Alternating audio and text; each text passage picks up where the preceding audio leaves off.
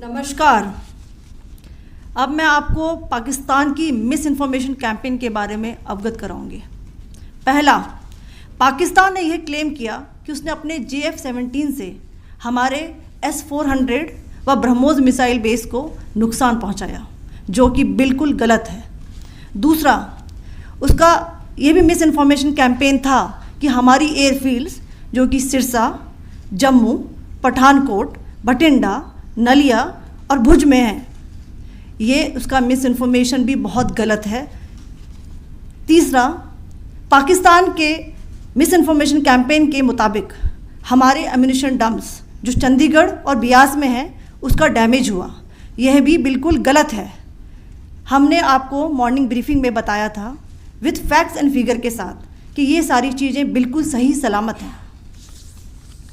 अब मैं आपको बताना चाहती हूँ कि पाकिस्तान के एक प्रेस कॉन्फ्रेंस में ये बात की गई थी कि उनके सीनियर मिलिट्री ऑफिसर्स जो कि पूरी तरह से ये भ्रामक हैं और तथ्यों से दूर हैं कि पाकिस्तान की ओर से ये झूठा आरोप भी लगाया जा रहा है कि भारतीय सेना ने मस्जिदों को नुकसान पहुंचाया। मैं इससे बिल्कुल स्पष्ट करना चाहती हूं कि India is a secular nation और हमारी सेना भारत के कॉन्स्टिट्यूशनल वैल्यूज़ की एक बहुत प्यारी झलक है।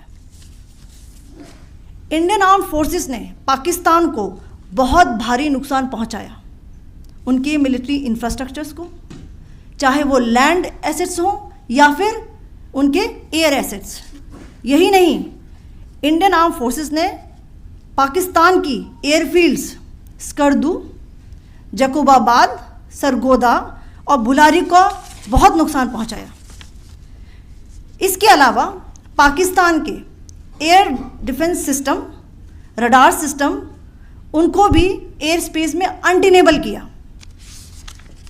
यह भी बताना चाहती हूँ कि लाइन ऑफ कंट्रोल के पास पाकिस्तान के command and control logistic installations और उनके मिलिट्री इंफ्रास्ट्रक्चर्स, मिलिट्री पर्सनल्स का इतना भारी नुकसान हुआ कि पाकिस्तान की ऑफेंसिव व डिफेंसिव कैपेबिलिटी को नष्ट कर दिया गया। अंत में मैं फिर से ये बात दोहराना चाहूँगी, इंडियन आर्म फोर्सेस पूरी तरह से तैयार है, सतर्क है और भारत की संप्रभुता और अखंडता की रक्षा के लिए पूरी तरह से कमिटेड है। धन्यवाद। जय हिंद।